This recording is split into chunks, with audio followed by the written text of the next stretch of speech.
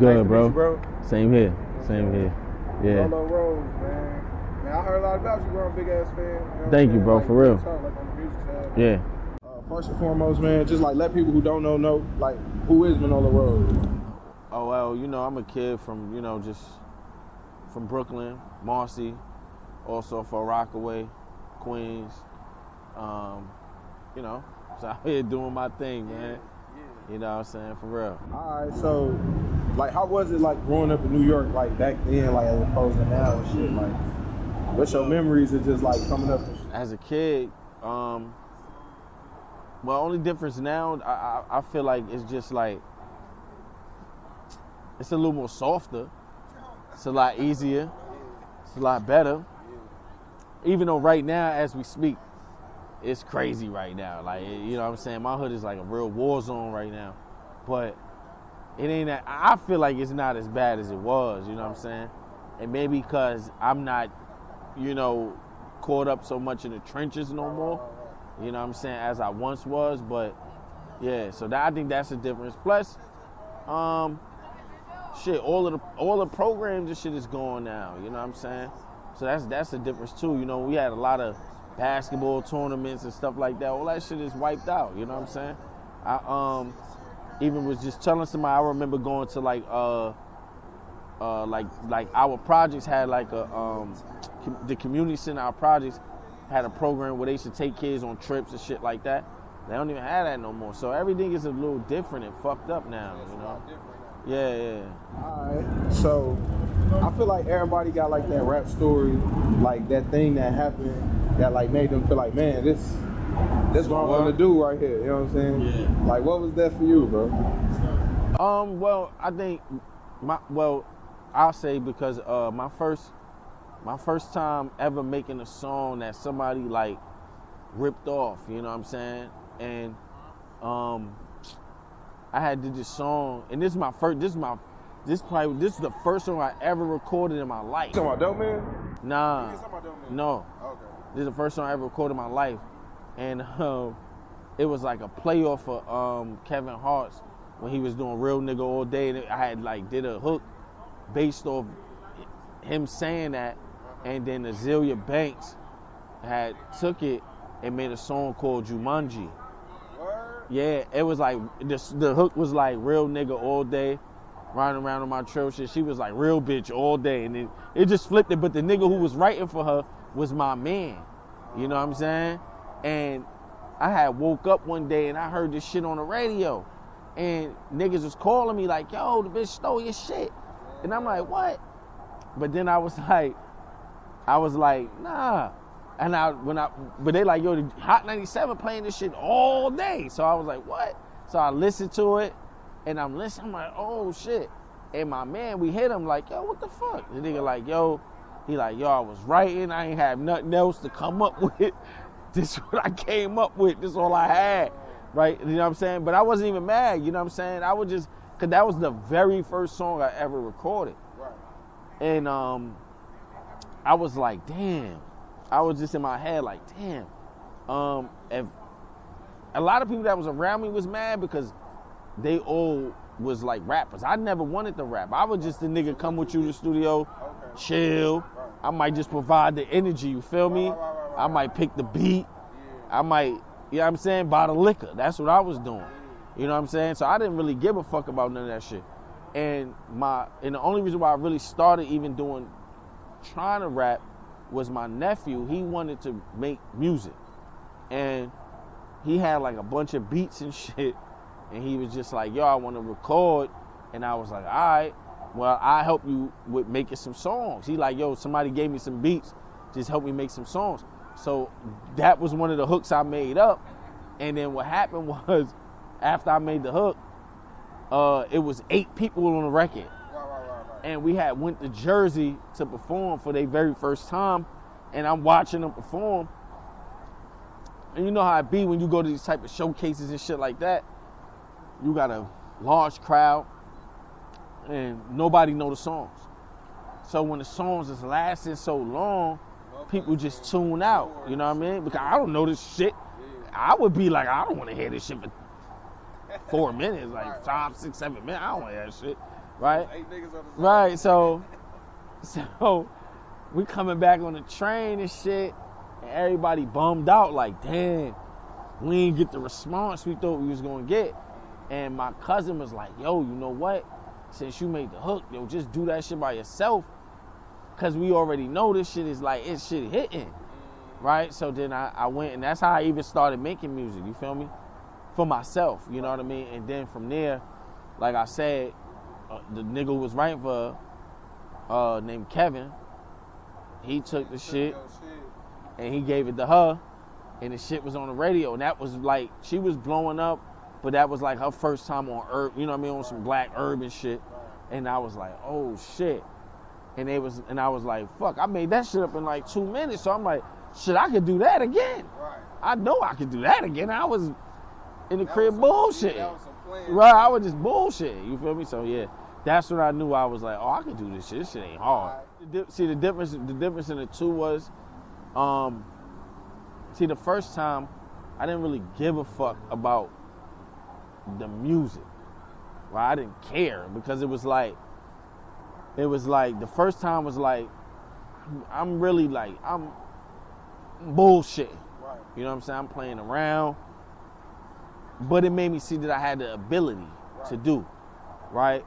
The second time, what was different more so was the fucking fact that me and this nigga had a conversation. You feel me? As men. You know what I'm saying? And that was really the difference. Yeah, you know, because when you know, when you talk as men about what we're going to do, you expect a nigga to keep his word. Yeah, keep your word. You feel me? Yeah. And what really made me say, okay, what was different though? This really was the difference. See, when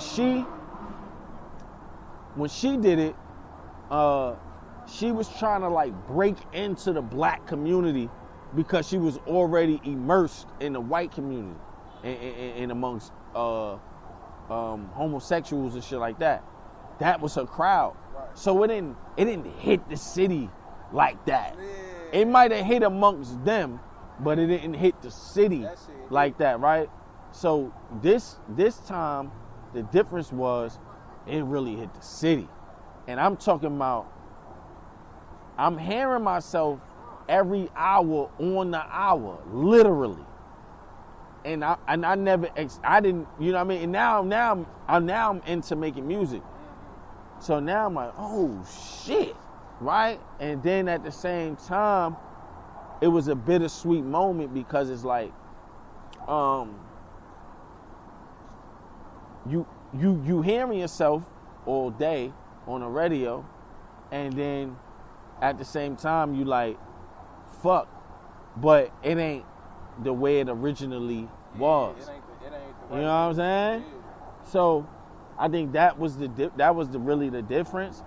And then me and the nigga had a conversation where he tried to like, see, it made me understand people in this game. That's funny. That's the exact question I was gonna ask. But yeah, like, ask your question. Like, you know how they say like the industry full of fake motherfuckers, shit, fake shit. How did this whole situation like kind of like make you feel about working with other people in the industry and how you move in the industry? You know what's crazy? It didn't hurt me, or it didn't hurt me, and it didn't make me not want to work with other people.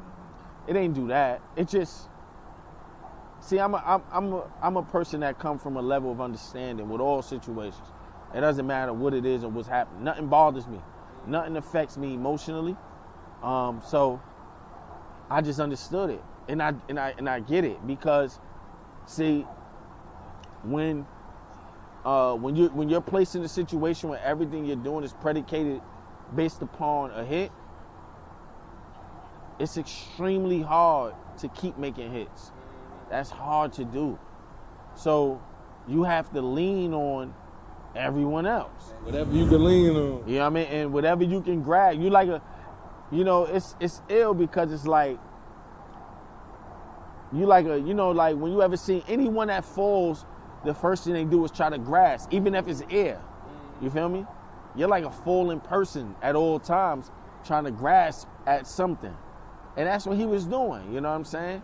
He was trying to latch on to something, but me and him speaking as men, he tried to downplay it because at the time, I didn't know any better, but real shit, I didn't really give a fuck. So when he said, you know, no, we could do, then it was like, we could, and then it's like, we can't, then it was like, all right, we gonna do it, but then it's like, I don't hear from you in months, 2 months, and then you hit me back. Like, nigga, I don't care, like, because I don't really care about the music, like, I don't care like that. Because I didn't come here for that. I just came to make my nephew famous. I didn't give a fuck. So, you know, I understood it like, yo, he was starving for a hit. He needed it in order to make himself survive. And I understand, you know, the first law of nature is self-preservation. He just was trying to preserve himself. So I ain't even mad at him, you know what I mean? All the sucker shit he did, I'm just whatever. Hey, so do you think like in the long run, like shit kind of played itself out though, you know what I'm saying? Nah, definitely, you know. You see the situation now, you know what I mean? But it's like, for him, you know, everything that he gone through, I don't even wish. Why you think he going through all this shit? Yeah, I'm be honest with you. You know, niggas' egos be their own downfall. You know what I'm saying? Niggas take themselves out. You feel me? And everything that's happening to him, I don't wish it on nobody. You feel me? I don't wish that on nobody. I just feel like niggas' egos, man. Niggas gotta learn and understand.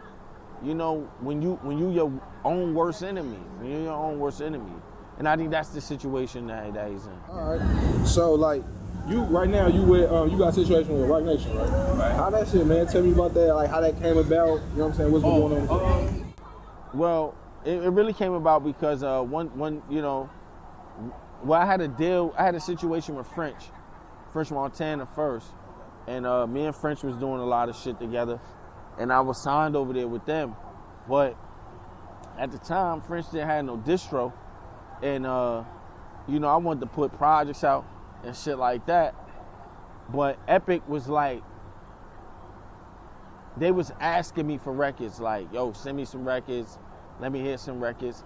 And at the time, I just felt like it was very disrespectful, because it's like, I felt like, why doesn't French have a distribution deal? Right. That didn't sit well with me, because I'm saying, like, from what I was doing at the time, and he also had Velas, who was nominated for a Grammy for the All Day Nigga shit with Kanye.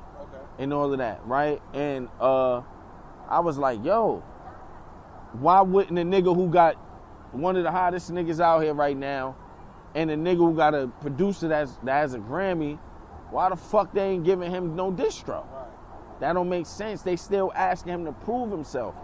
I felt that was very disrespectful to him.